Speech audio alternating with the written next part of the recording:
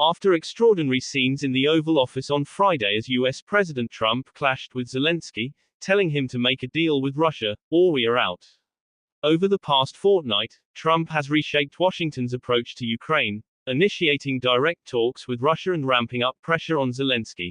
European leaders have rallied behind Volodymyr Zelensky after Donald Trump's furious exchange with the Ukrainian president in the White House.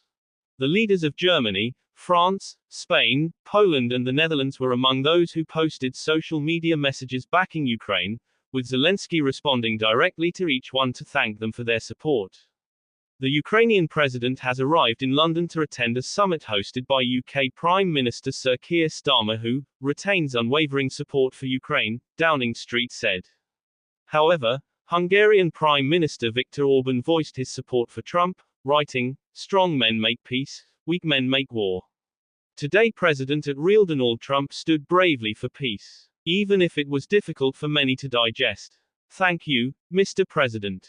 Zelensky left the White House early following his row with Trump, but afterwards thanked the US president on social media for his support, saying, "Ukraine needs just and lasting peace, and we are working exactly for that."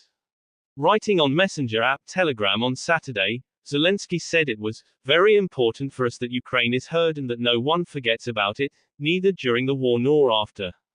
It is important for people in Ukraine to know that they are not alone, that their interests are represented in every country, in every corner of the world, he added.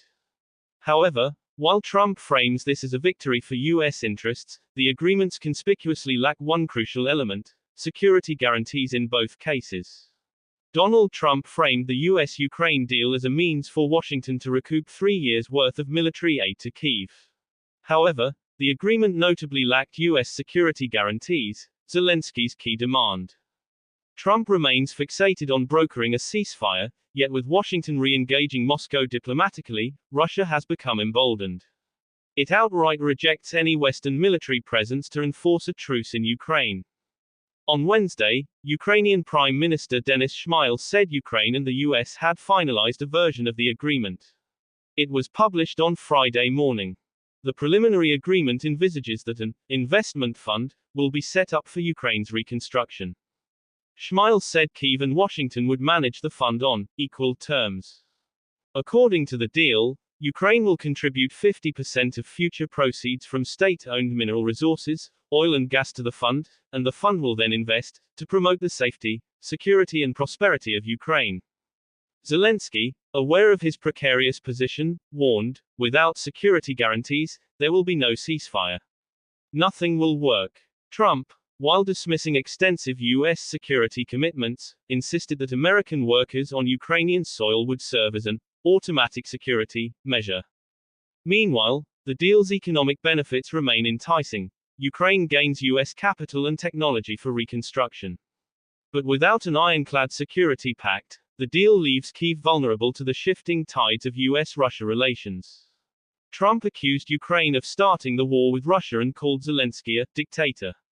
The week before, he said that Ukraine may be Russian someday, when discussing what has now become the minerals agreement. Russian officials reacted with glee to Friday's fractious meeting. Dmitry Medvedev, the former Russian president, said Zelensky had finally got a proper slapdown in the Oval Office.